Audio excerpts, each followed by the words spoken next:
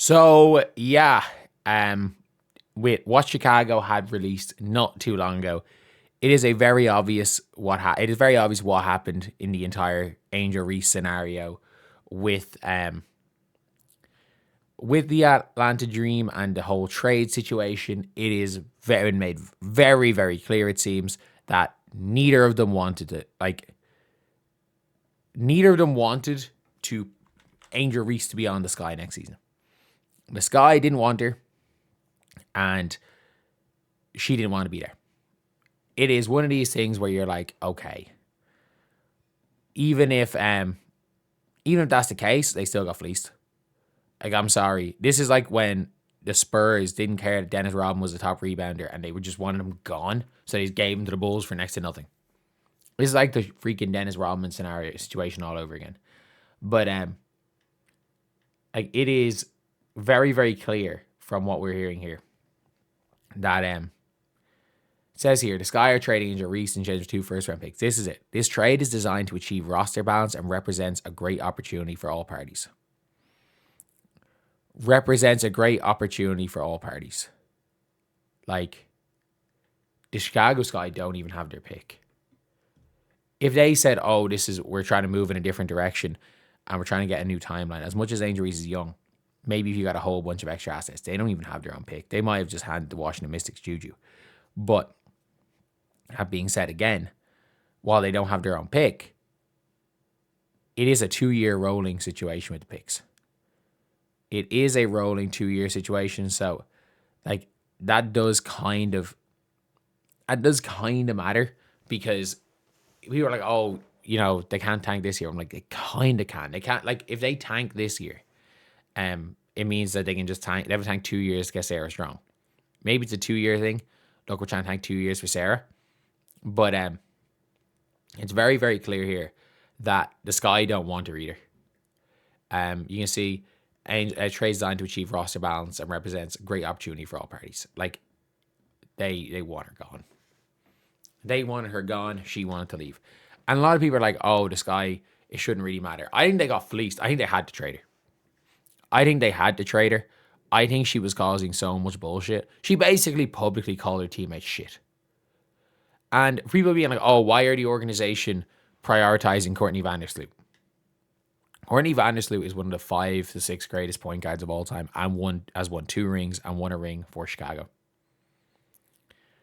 Like, it is hilarious. I saw something and they were like, oh, the Chicago Sky need to add a championship caliber point guard. And I remember quote tweeting, I was like, their point guard won the championship last year as a starter. And they were like, no, not that kind. They need Chelsea guys. Like, well, I mean, Sloot literally was the most recent point guard champion. Look, Sloot has a lot of say in the Chicago Sky for a reason. And Angel Reese has already pissed off Courtney Vandersloot to the extent where I don't think Sloot wanted to play with her anymore. And not only that, I think the whole thing with Courtney I don't think they're right in doing it, but that's what's happened now. Is you probably, if you're the Chicago Sky, you probably want to draft Flaw J. Johnson at 5. You probably want Flaw J at 5. Ariel Atkins, I don't think wants to play with Angel Reese. You could see it. She was barely even acknowledging her when Angel was sitting on the bench at the end of the year. You make a choice if you're Chicago. Do you fire? Do you trade Angel Reese? Or do you let Ariel Atkins walk? Don't draft Flaw J.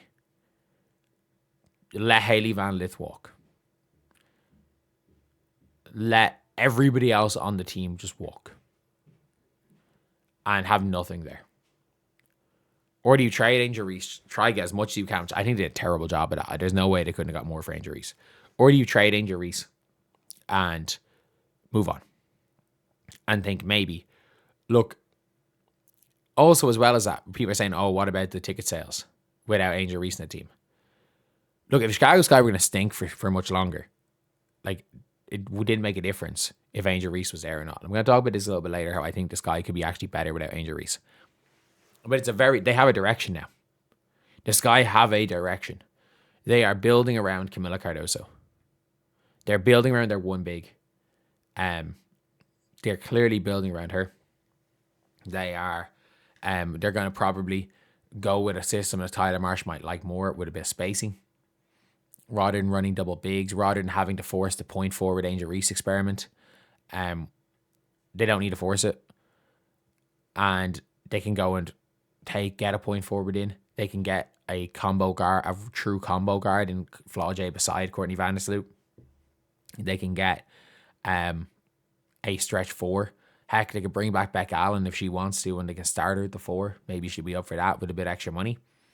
Like, with the money they're making, she can get a freaking nice place to live, and maybe it doesn't seem as miserable being in Chicago.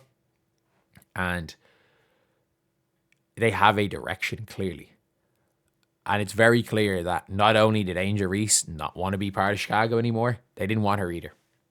And that is, for me, that's really important. That is an important one to say, an important thing to point out. That this seems like neither party wanted Angel Reese to be a member of Chicago Sky next season.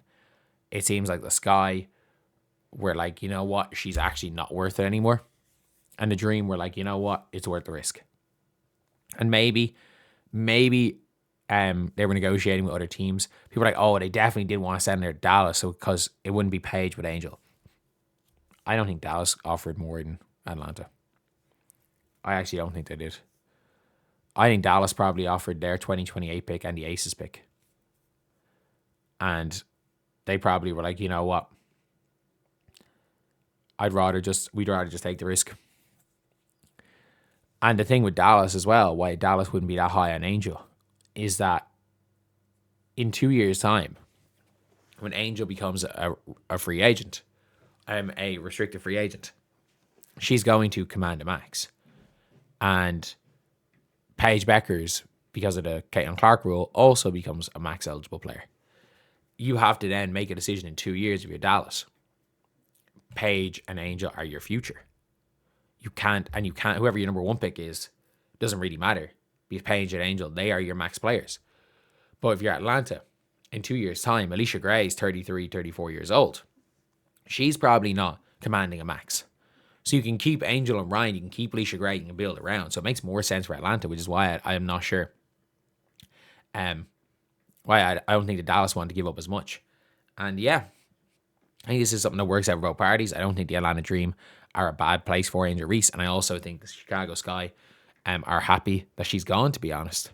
I think the organization are happy to have seen the end of her. So anyway, yeah, that is the video. Let me know what you guys think in the comment section below. And as always, thank you guys for watching. Please like, comment, and subscribe.